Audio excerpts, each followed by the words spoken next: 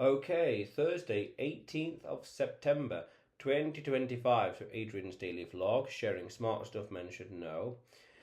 Ignore the income, focus on the balance sheet. Now, this is something that I think a critical amount of people tend to fail at with regards to they get too blindsided by a person's income and title and the prestige that comes from it, and thinks, wow, this person makes 500,000 a year, 50 or so, 40,000 or so $1,000 a month, and then he must be making such and such and all this kind of stuff, getting really distracted by that income. And that's all frivolity, because anyone could be making 500,000 a year but living paycheck to paycheck, because it's the behind the scenes that matters. It's the balance sheet that matters. It's how much money they keep through taxes or keep through the income, things like that. That's what matters. Just because someone could be having a high paying job doesn't mean that they are intrinsically financially literate. Looks can be deceiving financially in all aspects, but in this context, this video focused on the financial side. Looks can be deceiving.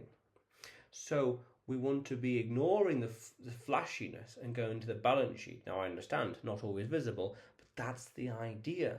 Anyone could be saying, buying the latest Porsche, but really be struggling to make the payments. No one's going to be talking about that.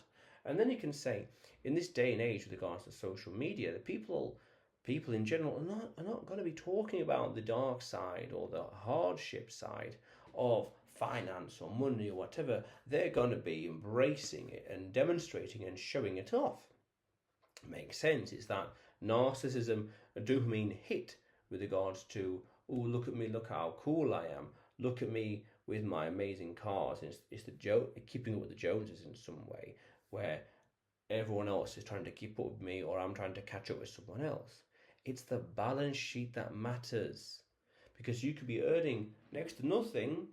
Okay, you could be earning something, but your expenses could be next to nothing. And that, as a percentage, that could be incredibly powerful and incredibly liberating as well. And what comes to mind is a very interesting picture of these two rabbits. And one of them has both of them are standing next to a carrot, their own carrot. And one of them has a carrot with a lot of the leaves above the ground, but not much carrot, actual physical carrot below the ground. It's all show and no substance. We're over here, and this rabbit is looking very, very smug, understandably. But this rabbit over here is less so. He's looking at him and looking at how small the leaves are on the surface. But below the surface, underground, the carrot is huge. The actual carrot, literal carrot, is huge. That's a nice analogy. Not to get caught up on the shows and the frivolousness and the spectacle and the, even you could say the bread and circuses, but that's an interesting conversation. Not to get caught up on the outward appearance, but to look deeper and understand that, well, that's nice, that's good, but then I think, what's the balance sheet like? How sustainable is that reality? Epistemic contrast, how sustainable is it? Because then you can say, well, when something happens, something bad happens to that person, people might embrace the Schadenfreude in them, getting happiness and glee from others' misfortune, and or really embrace the Puritan fallacy, which is to say, they have what I want, I don't have it, I can't afford it, for example, but I'm going to default to the moral high ground and say, well, I don't have it, but at least I'm a good person. At least I go to church on Sunday. At least I am good and holy and pure. That's a form of cope, fundamentally. We don't want that. We need to abolish and flush away all forms of cope and make things a reality. But as you do make it a reality, don't focus purely on the visual demonstrations of it, for flashiness. Focus on the balance sheet, the fundamentals, the deep-rooted, like the trees, the deep-rooted fundamentals that enable and make sustainability as seamless and as scalable as possible. That is a powerful way to look at finance and life and lifestyle and you name it.